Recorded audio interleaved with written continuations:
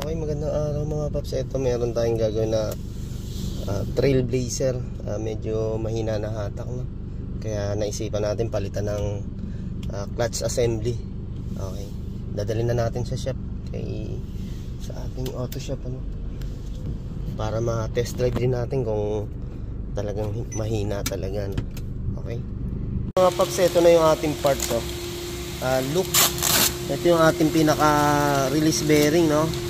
Kaya ito yung ating pressure plate at clutch disc. Okay mga paps, so original na parts ng look. Ayan, o. Mga paps, ito binaba na nga namin yung propeller, no? Ayan, tinatanggal natin itong pinaka cross member para maibaba natin yung pinaka transmission. Ayan. Okay mga paps, ito nga, o, na ibaba na natin yung transmission, no?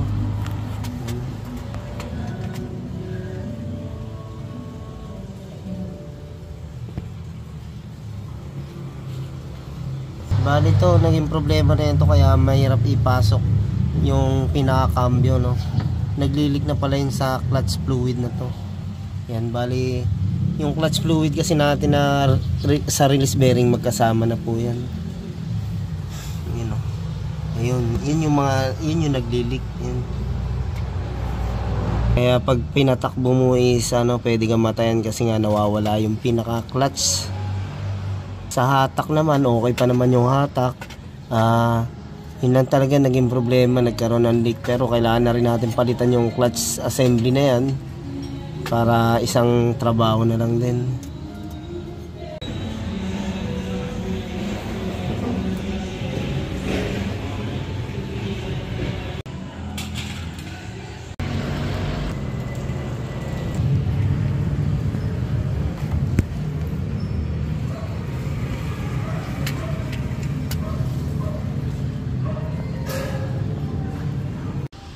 Okay mga paps, ito na yung ating release bearing. Yan, dito po nag-leak.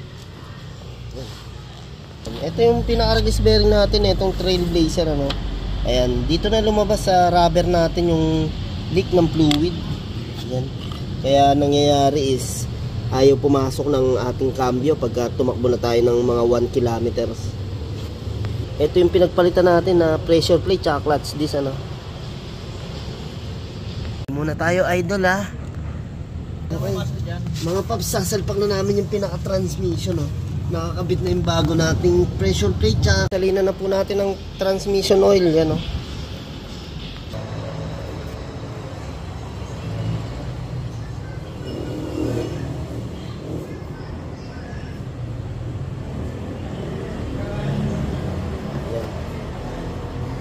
Yan pare, boss, oh, sinasalina na namin ng gear oil. Oh, ayan na mga idol, oh. Sinasalina na natin ng gear oil.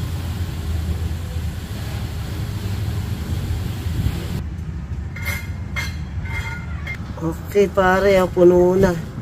Ayun, okay na, puno na.